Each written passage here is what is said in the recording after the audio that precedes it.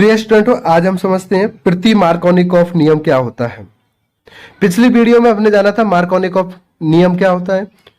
इस नियम के अनुसार उत्प्रेरक परऑक्साइड की उपस्थिति में हमेशा ध्यान रखना है कि प्रति मार्कोनिकॉफ नियम में उत्प्रेरक परऑक्साइड का उपयोग किया जाता है की उपस्थिति में जब असम्मित एल्कीनों की क्रिया HBr से कराते हैं। HBr में H धनात्मक होता है जबकि Br ऋणात्मक होता है।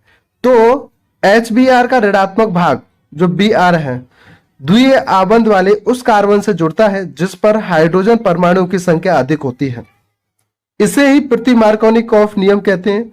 उत्प्रेरक के रूप में परऑक्साइड का उपयोग किया जाता है, इसलिए इसे परऑक्साइड प्रभाव भी कहा जाता है। आइए एक एग्जाम्पल की सहायता से इसे समझते हैं। जैसे हमारे पास दिया हुआ है, इस नियम के अनुसार उत्प्रेरक परऑक्साइड की उपस्थिति में परऑक्साइड उत्प्रेरक लेते हैं। परऑक्साइड उत्प्रेरक परऑक्साइड की उपस्थिति में असम्मित एल्कीनों की क्रिया, असम्मित एल्कीन ले लेते हैं CH3 CH double bond CH2। असम्मित एल्कीन, असम्मित एल्कीन, असम्मित एल्कीन क्या होता है? पिछली वीडियो में मैंने आपको बताया था, जब कार्बन कार्बन के बीच डबल बॉन्ड आता है और एक कार्बन के पास हाइड्रोजन की संख्या कम जबकि दूसरे कार्बन के पास हाइड्रोजन की संख्या अधिक होती है, तो उसे हम असम्मित एल्कीन कहते हैं। अगर इन दोनों कार्बनों के पास हाइड्रोजन की संख्या समान होती तो उसको हम सम्मित एल्कीन कहते हैं।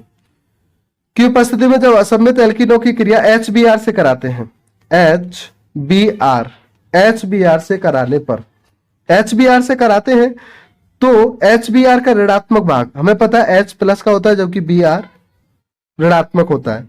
ऋणात्मक भाग द्वितीय आबंध वाले, ये रहा द्वितीय आबंध, इन दोनों कार्बनों के बीच में द्वितीय आबंध है। द्वितीय आबंध वाले उस कार्बन से जुड़ता है जिस पर हाइड्रोजन की परमाणुओं की संख्या अधिक होती है। इन दोनों पर से हम देखें हाइड्रोजन परमाणु की संख्या अधिक किसके पास है, तो इस कार्बन के पास हाइड्रोजन की संख्या 1 है जबकि इस कार्बन के पास हाइड्रोजन की संख्या 2 है। तो जो हैलाइड आयन है, ऋणात्मक भाग है, वो अधिक कार्बन के पास हाइड्रोजन की संख्या अधिक आई है और डबल बॉन्ड आया हुआ है, उससे यह जाके जुड़ जाएगा। और जिस कार्बन के पास हाइड्रोजन की संख्या कम है उससे ये H जुड़ जाएगा। तो हमारे पास प्राप्त होगा CH3 CH2, क्योंकि CH था, एक और H आ जाएगा तो ये CH2 कहलाएगा। कार्बन कार्बन के बीच जहां डबल बॉन्ड है वहां सिंगल बॉन्ड बचता है, ये CH2 और इससे क्या जुड़ जाएगा Br। इसका नाम होगा 1 2 3 1 ब्रोमो। 3 कार्बन है, 3 कार्बन के लिए प्रोप, कार्बन कार्बन के बीच एकल बंध आ जाए तो ये कहलाएगा propane, 1 bromo propane. Next example की सहायता से हम इसको समझते हैं। जैसे हमने कोई असम्मित एल्कीन लिया CH3 CH double bond CH2।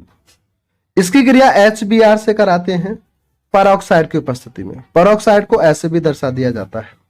तो हमें पता है HBr का ऋणात्मक भाग द्वितीय आबंध वाले उस कार्बन से जुड़ेगा जिस पर हाइड्रोजन की संख्या अधिक है। तो इस पर हाइड्रोजन की संख्या 2 है जबकि जहां हाइड्रोजन की संख्या 1 है। तो जहां हाइड्रोजन की संख्या अधिक होगी वहां क्या जुड़ जाएगा HBr, सॉरी, जहां हाइड्रोजन की संख्या अधिक है वहां क्या जुड़ जाएगा Br। HBr का कौन सा ऋणात्मक भाग जुड़ जाता है। तो ये हमारे पास प्राप्त हो जाएगा CH3, इसको ऐसे की ऐसे लिख दिया, बाकी को CH3 जिसके पास हाइड्रोजन की संख्या कम है वहां H जुड़ जाएगा तो ये हो जाएगा CH2, यह हो जाएगा सिंगल बॉन्ड CH2Br। 1 2 3 4, 3 पर क्या जुड़ा हुआ है मैथिल और 1 पर क्या जुड़ा हुआ है ब्रोमो। तो सबसे पहले हैलाइड का नाम देते हैं 1 ब्रोमो 3 मैथिल, 1 ब्रोमो 3 मैथिल। कितने कार्बन आए हुए? 4 कार्बन के लिए लिखेंगे हम ब्यूटेन। एन इसलिए लगा दिया क्योंकि कार्बन कार्बन के बीच एकल बंध आया हुआ है। अगला एग्जांपल लेते हैं। जैसे हमने अगला एग्जांपल लिया CH3 CH2 CH double bond CH2 plus HBr। Peroxide की उपस्थिति में इसकी क्रिया कराएंगे। O ले लिया हमने जिसको हम परऑक्साइड बोलेंगे। तो हमें पता है ऋणात्मक भाग HBr का जो ऋणात्मक वाला भाग है डबल बॉन्ड वाले कार्बन उस कार्बन से जुड़ेगा जिस पर हाइड्रोजन की संख्या अधिक है। यहाँ पर हाइड्रोजन की संख्या 2 है, जबकि यहाँ पर हाइड्रोजन की संख्या 1 है। तो जहां हाइड्रोजन की संख्या अधिक है और बीच में डबल बॉन्ड आया हुआ उन कार्बनों के, तो उस पर हैलाइड आयन जुड़ जाएगा, जबकि जहां हाइड्रोजन की संख्या कम है वहां H जुड़ जाएगा। तो ये हमारे पास प्राप्त हुआ CH3। बाकी ये ऐसे के ऐसे आएगा CH2 CH2, यहाँ एक H आ गया तो ये कहलाएगा CH2 और ये हो जाएगा CH2Br। इसका नाम हो जाएगा 1 ब्रोमो 1 2 3 4 5।